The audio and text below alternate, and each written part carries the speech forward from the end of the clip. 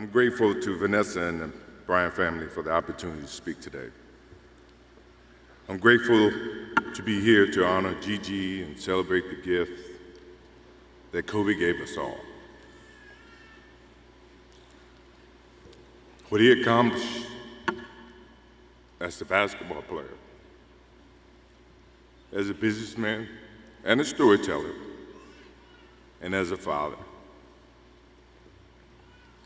In the game of basketball, in life, as a parent, Kobe left nothing in the tank.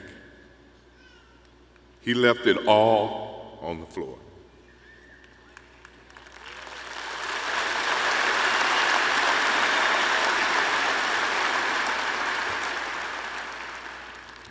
Maybe it surprised people that Kobe and I were very close friends, but we were very close friends. Kobe was my dear friend. He was like a little brother.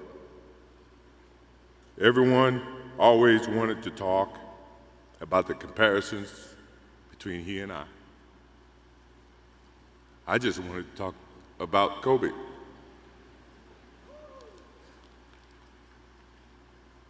You know, all of us have brothers and sisters, little brothers, little sisters who, for whatever reason, always tend to get in your stuff,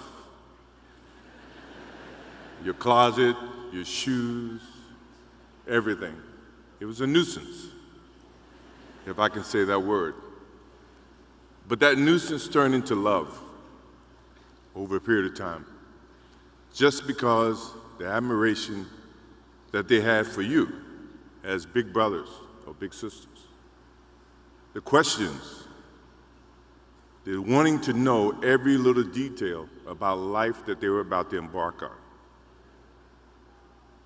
He used to call me, text me, 11:30, 2:30, 3 o'clock in the morning,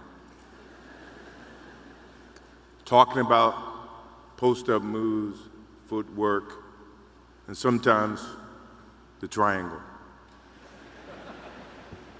At first, it was an aggravation.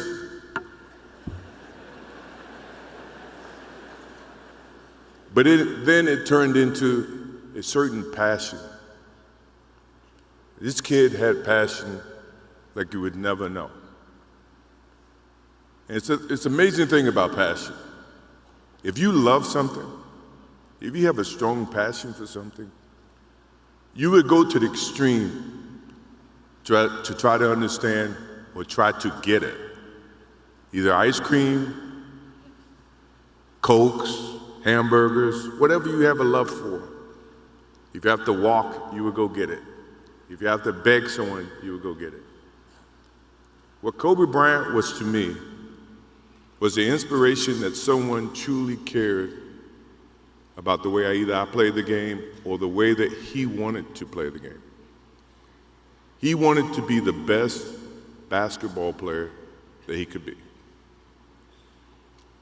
And as I got to know him, I wanted to be the best big brother that I could be.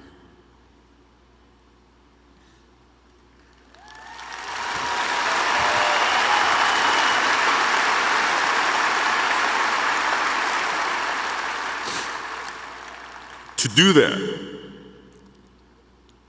you had to put up with the aggravation, the late night calls, or the dumb questions. I took great pride as I got to know Kobe Bryant that he was just trying to be a better person, a better basketball player. We talked about business. We talked about family.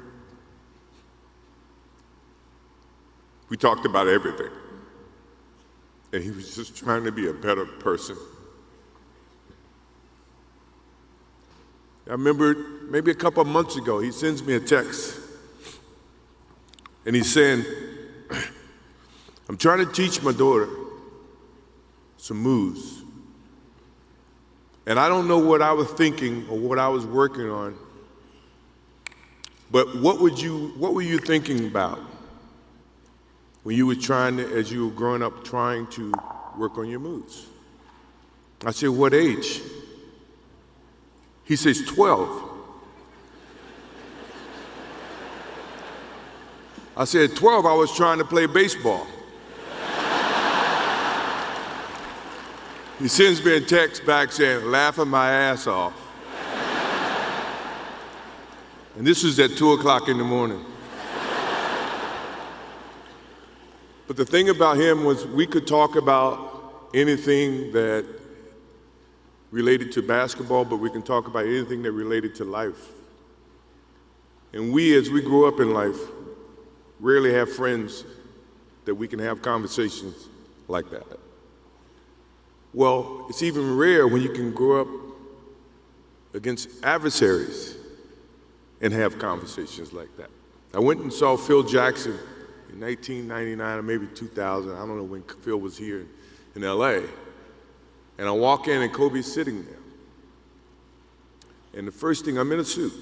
First thing Kobe said, did you bring your shoes? No, I wasn't thinking about playing. But his attitude to compete and play against someone he felt like he could enhance and improve his game with. To me, that's what I loved about the kid. Absolutely loved about the kid. No matter where he saw me, it was a challenge. And I admired him because his passion, you rarely see someone who's looking and trying to improve each and every day, not just in sports, but as a parent, as a husband. I am inspired by what he's done and what he shared with Vanessa and what he's shared with his kids. I have a daughter who's 30 who just became a grandparent. And I have 2 twins. I have twins at 6.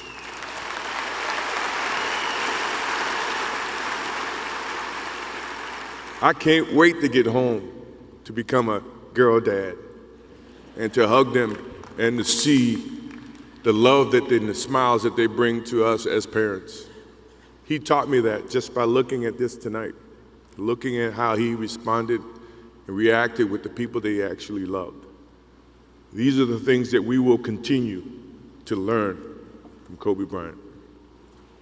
To Vanessa, Natalia, Bianca, Capri, my wife and I will keep you close in our hearts and our prayers. We will always be here for you, always. I also want to offer our condolences and support to all the families affected by this enormous tragedy. Kobe gave every last ounce of himself to whatever he was doing. After basketball, he showed a creative side to himself that I didn't think any of us knew he had. In retirement, he seemed so happy. He found new passions, and he continued to give back as a coach in his community. More importantly, he was an amazing dad, amazing husband, who dedicated himself to his family and who loved his daughters with all his heart. Kobe never left anything on the court. And I think that's what he would want for us to do. No one knows how much time we have. That's why we must live in the moment. We must enjoy the moment.